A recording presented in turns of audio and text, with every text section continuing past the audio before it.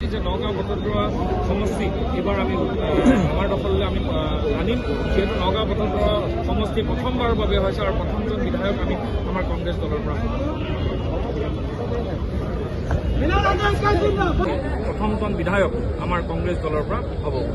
যিহেতু সমষ্টিটো এতিয়া নতুন সমষ্টি বুলিয়ে কৈছে নগাঁও বটদ্ৰৱা, কংগ্ৰেছৰ এতিয়া সাংগঠনিক ভেটি কেনেকুৱা হৈ আছে?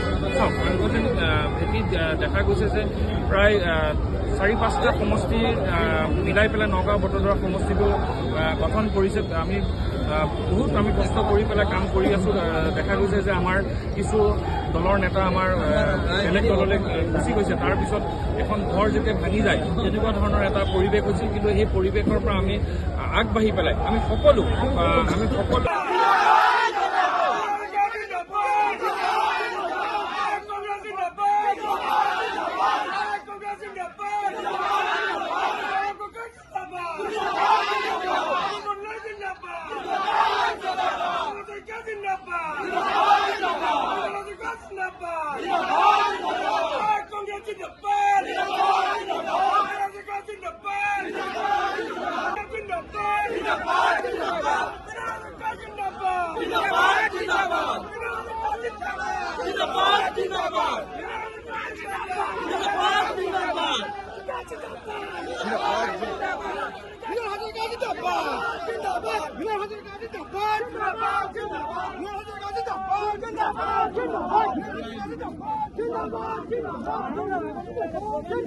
Zindabad!